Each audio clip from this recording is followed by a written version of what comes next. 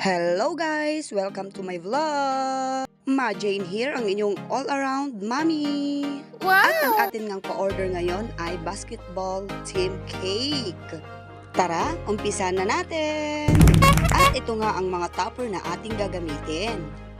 Ito naman ang ating whipping cream. Beat ko nga lang yan guys at nilagyan ko na ng cold water. So antayin lang natin yan hanggang sa mag-double yung size niya and maging stiff peak na siya.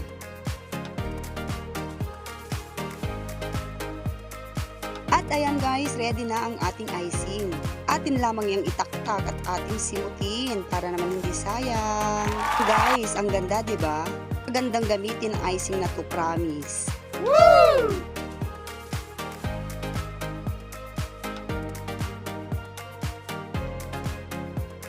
And tara guys, umpisa na natin mag-decorate ng ating cake. At ayan nga ang ating glass turntable and ang ating board. Actually guys, napunasan ko na yan pero inulit ko lang.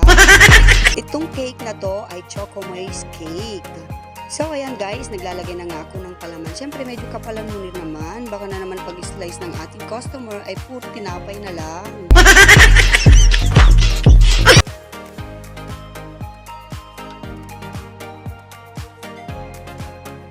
Bale, ang size ng cake na to ay 7x6 nga lamang. So nga lang, dahil nga mabait tayo, alangan naman tapyasan pa natin, di ba? Ang naging size niyan ay naging 7x7. Ayan guys, mag-crumb coat muna tayo.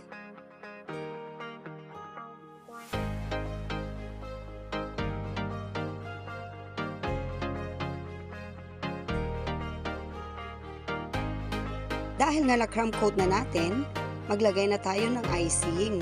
Balang nilagay ko na lang na kulay ng icing dyan guys is white.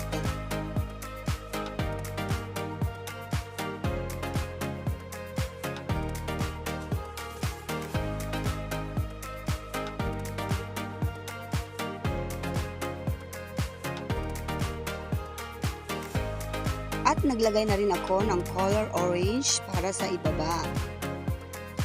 And sa top niya, nag-drawing lang din ako dyan ng parang bola.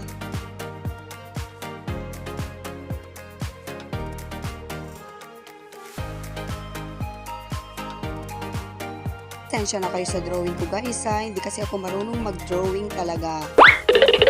And ayan, maglagay na nga tayo ng topper. Itong cake na to pala guys ay order ng aming kapitbahay. Shoutout sa'yo, Deng Aginay de Vera Dada, thank you so much. At naglagay na rin ako ng edible pearl pandagdag sa ganda.